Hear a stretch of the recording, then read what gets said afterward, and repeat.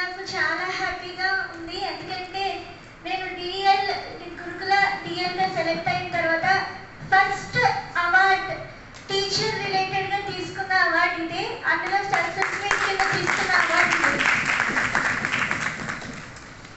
అయితే నేను ఈ కోర్స్లో జాయిన్ అవ్వక ముందు నేను యూట్యూబ్లో జేఎల్ నోటిఫికేషన్ వచ్చిన తర్వాత అప్లై చేశాక యూట్యూబ్లో సెర్చ్ చేస్తూ ఉంటే ఒకసారి నల్గొండ ఎకనామిక్స్ ఫోరం ఛానల్ కనిపించింది.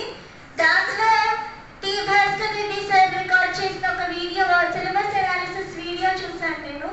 అది కూడా midnight 12 o'clock తర్వాత ఎప్పుడో చూశాను. సో వీడియో బాగుందని చెప్పి నెక్స్ట్ డే నేను వినయ సార్తో కాంటాక్ట్ అయ్యి ఈ కోర్స్లో జాయిన్ అయ్యాను.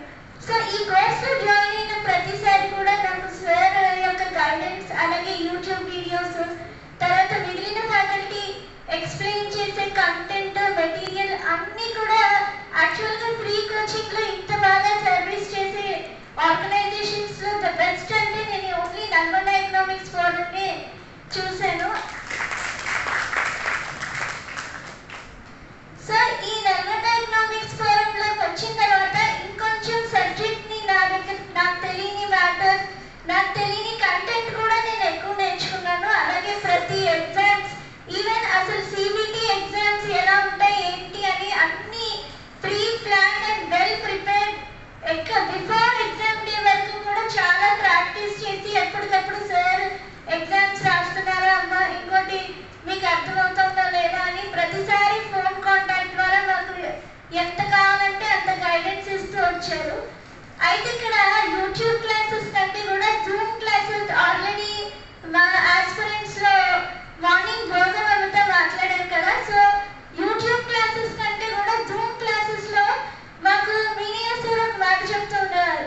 ఏంటంటే మీరు మామూలు టీచర్స్ లాగా ఉండకూడదు, you should be as extraordinary teachers అని చెప్పి మమ్మల్ని చాలా మోటివేట్ చేసి ఈరోజు మాకు ఒక ఉన్నత స్థాయిని తీసుకొచ్చారు. అండ్ అలాగే ఎవరైనా కూడా ఎవరికైతే పోస్టింగ్ సక్సెస్ వస్తే వాళ్ళు వచ్చి గురువుకి సన్మానం చేస్తారు జనరల్గా అయితే. కానీ ఈరోజు మేము కోర్స్లోకి వెళ్ళక ముందే నాకు సన్మానం జరిగి ఇంకొక విధమైనటువంటి ఎంకరేజ్మెంట్ క్రియేట్ చేసినందుకు వినయ సార్కి, అలాగే మాకు చెప్పిన ప్రతి ఫ్యాకల్టీకి కూడా పేరు పేరున కృతజ్ఞతలు తెలియజేసుకుంటున్నాను. ధన్యవాదాలు.